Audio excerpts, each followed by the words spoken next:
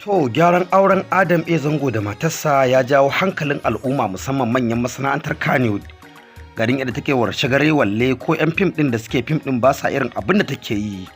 Ma'ana dai abubuwan nata yana wuce makaɗi da rawa da irin bidiyoyi da take yi a gari da kuma wanda take yi a gida wanda kuma suna shaddadewa suna tsallake layi. Hakan ya ja hankalin cewa don shi ma a kare masa mutuncinsa takan yi a ɗaki takan yi a wajen biki. Irin bidiyoyi ne wanda za a iya cewa ba sa dacewa da kamala. Wanda wasu ma ba za ka so ka nuna su a cikin social media ba, amma ita kuma tana ɗauka tana nunawa. Zaƙewar da take yi a ko 'yan fim ɗin da suke fim ɗin ba sa irin wannan zaƙewar tata a wajen biki, tana fita daban a matsayinta na wadda kamar ita ce ma ta fim ɗin ba ma Adam A. Zangon ba, wanda ko namiji yakan saka wani abun sai dai in nishaɗin ya kama dole hakan akan yi shi. To amma dai matar Adam ɗin hankalin al'umma da dama musamman manyan Kannywood juyowa hankalin sakamakon irin waɗannan abubuwan. Da ta kame da hankali ma ba zai taɓa komawa kanta ba.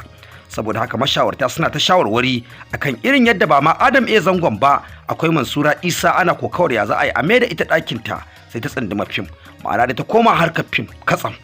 Abin da ya sa matan jaruman suke kokarin shiga fim ɗin ganin irin roman dimokuraɗiyya da suke samu a cikin gwamnati da kuma irin kuɗaɗen da ake samu ta sanadiyar fim ɗin. Hakan ya sa su ma matan jaruman kamar irin Mansura dama ta yi fim, wata Adam A. Zango kuma ba ta taɓa ma yin fim ba, amma kuma ta yi sha'awar ta tsindima. To yanzu jajibo ta a dawo da ita ɗakin aure fa sai wa'annan manyan gagarman su kaɗai za su iya wannan. Allah ya tabbatar da alkhairi. Ku danna subscribe, ku danna ƙararrawa.